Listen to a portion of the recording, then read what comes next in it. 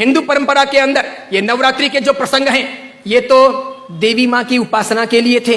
नवरात्रि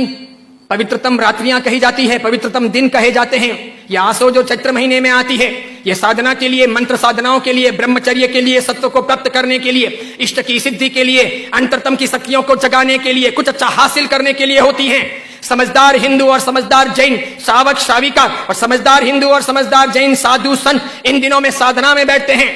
मौन रहते हैं, ब्रह्मचर्य का परिपालन करते हैं और आगे बढ़कर के शक्तियों को साधते हैं। उस जमाने में देवी माता की आरती करना, घट स्थापना करना, देवी माता को रिझाना और पुरुष एक तरफ, महिला एक तरफ, महिलाओं की जगह में, पुरुष की जगह में, देवी माता को बीच में रख करके मात्र उनके हाथ से गरबे लें और इस प्रकार उनकी भक्ति करें। यह परंपरा थी नवरात्रि की।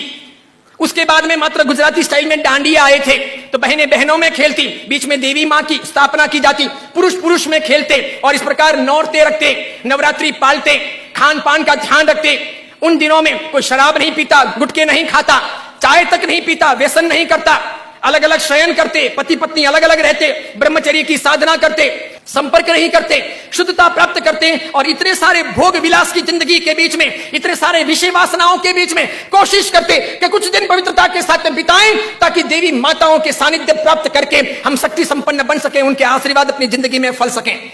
गरबे गई, फिर डिस्को आया, नाना प्रकार के धुनें आई, नाना प्रकार के गायक आए, कई कंपनियां, कई संस्थाएं इसमें कूदी, कई सारे लोगों ने धन कमाना शुरू किया, छोटे बड़े ये डांडियों के अलग अलग कार्यक्रम होने लगे, सब लोग ललचाने लगे। देवी मां एक तरफ रह गई, देवी की साधना एक तरफ रह गई, नवरात्रि की पवित्रता एक तरफ रह गई, घट स्थापना एक तरफ रह गई, गरबे लेने का भाव एक तरफ रह गया, आरती और देवी मां को रिझाना, मातृ शक्तियों को प्रेरित करना, ये सब एक तरफ रह गया। आज डांडिये खेलने वालों में से किसको पता है कि साधना क्या है, ब्रह्मचर्य क्या है,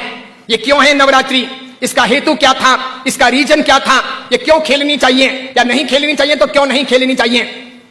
मेरा ही नहीं, भारत के कई सारे अखबारों का,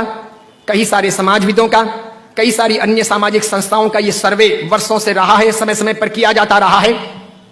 कि नवरात्रि के महीने 2 महीने के बाद में जितने गर्भपात होते हैं, उतने गर्भपात बाकी के 11 महीने में नहीं होते।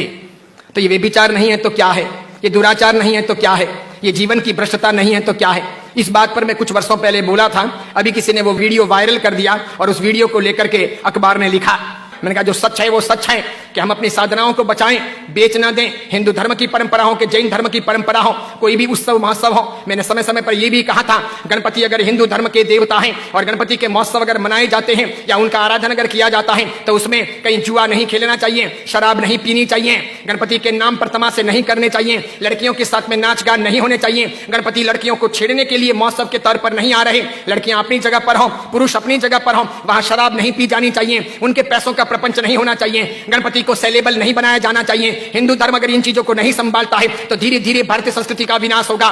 सिखों ने अपनी धर्म परंपराओं को संभाला है, मुसलमानों ने अपनी धर्म परंपराओं को संभाला है, ईसाइयों ने अपनी धर्म परंपराओं को संभाला है। उनके जो ओकेशन होते हैं वो दूसरों को इंटरफियर करने नहीं देते,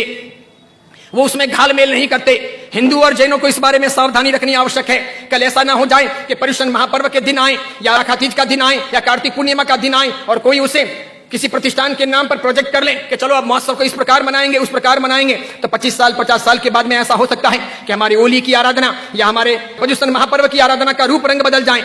जैसे मैंने नहीं कहा था कि मात्र संगीतकारों को बुला करके हम 9 दिन की भक्ति रख लें, सुबह भी भक्ति, रात को भी भक्ति, ठीक है, और इस प्रकार पर्युषण आगे बढ़ जाए और अच्छी खासी संख्या के अंदर वे आधुनिक संगीतकार आधुनिक धुनों पर बहुत गाएं और नौजवान लड़के लड़कियों को मजा आ जाए, सब वहीं पर जाएं। तो 10 साल 15 साल तक अगर ऐसा चले तो आज एक ने किया, कल दूसरा करेगा, परसों तीसरा करेगा, अब चौथा करेगा, धीरे धीरे साधुओं के व्याख्यान में कोई नहीं जाएगा, पर्युषण महापर्व के प्रवचन एक तरफ रह जाएंगे, कल्पसूत्र जी हवा खाते रह जाएंगे और पर्युषण का रूप बदल जाएगा।